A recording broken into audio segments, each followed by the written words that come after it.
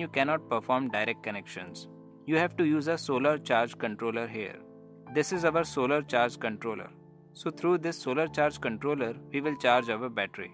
To provide input power supply to this solar charge controller, we will use this solar cell. For this, what we will do, this solar cell here, connect a wire with positive terminal of this and to this solar charge controller at first terminal, this one, with this terminal we will connect this wire.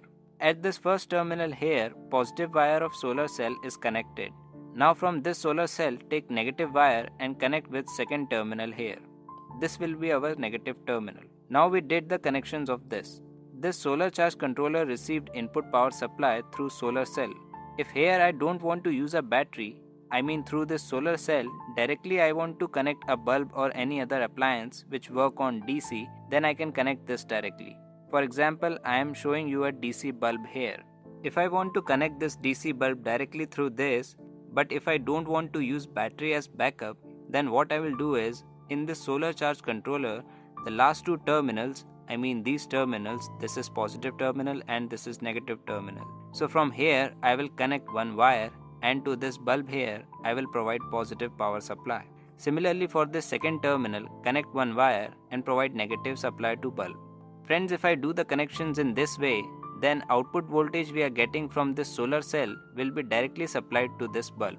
The time for which this solar cell produces output voltage, for this time bulb will glow. But when night comes, this bulb will go off, because at night this solar cell does not work. Friends, a question is raising in your mind why I am using solar charge controller. Look here, we are using solar charge controller because the solar cell here produces different voltages in the daytime. If the sunlight is normal throughout a day, then the solar cell produces 12 volt as output. But if there is a scorching sun someday, then in this condition, this solar cell will produce more voltage. For your information, let me tell you that the solar cell can produce even 20 volt as output. If I provide 20 volt directly, then battery may get damaged or electrical equipment which we connect may get damaged. This is why we use solar charge controller. This solar charge controller maintains the voltage. Output voltage will be constant when this is connected. Now see, I have told you that without using a battery how to connect any DC appliance. Now if I want to connect a battery also, then how to do it? This battery here, for connection of this battery, what we will do, the solar charge controller here, the third terminal here, this one, with this terminal, connect one wire. Now take this wire and connect with positive terminal of battery. This fourth terminal here is for negative supply, so connect one wire from here and to this battery provide negative supply. In this solar charge controller, all the necessary connections we have to do is completed. Friends, if you do the connections in this way, then solar cell you have is in sunlight, when it is producing voltage, then this solar charge controller here will charge this battery here, as well as it will glow the bulb also. Now if the bulb connected here has higher load compared to solar cell, then in this condition, this battery will not get charged. All the output supply will be consumed by this bulb. Now the output load, load which we connected here is low, then in this condition, battery will also get charged. So before connecting a load, you must know that solar cell is of how much watt, and according to this capacity, we connect the load here. Friends, in our home, we generally do not use any DC appliance. Mostly we use AC appliances, AC load. So for example, I am taking a fan and two LED bulbs. Friends, this fan and two LED bulbs here, to turn on and off these, I am using a switchboard. So through this switchboard, I will control these. This fan here and two LED bulbs will work on AC power supply. Here we have a battery, and you know that battery gives DC supply. So here we have to convert DC supply into AC supply. For converting into AC, I am using an inverter also. Through this, we will convert DC supply into AC. This inverter here is simple inverter. You may also find solar inverter also, and if you are using solar inverter, then there is no need of using this solar charge controller. I am using normal inverter here, so I have to use solar charge controller. Friends, in this inverter, you can see 3 cables are there. One is this red cable, second is black one, and this one for input power supply.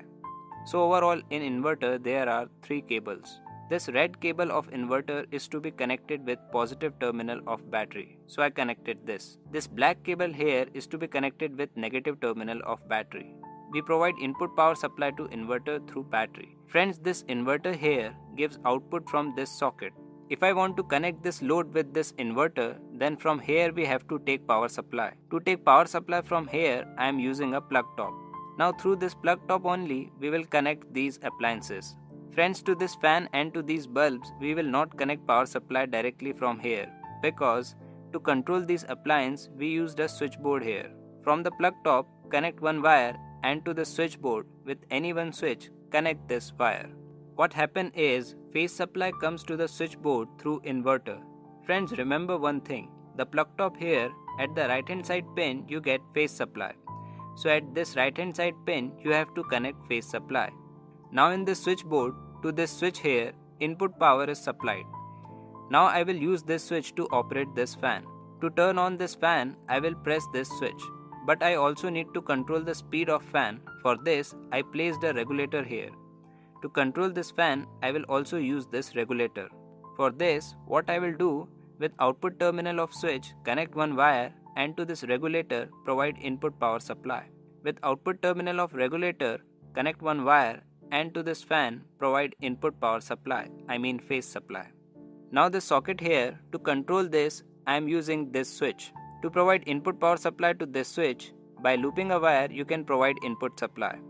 With output terminal, connect one wire and to this socket, connect this wire with right hand side pin. So to the socket we provided phase supply.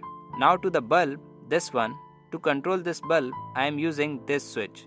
To give input power supply to this switch, connect one wire from here and to this switch at incoming terminal, connect this wire. From outgoing terminal of this switch, connect one wire and provide phase supply to this bulb.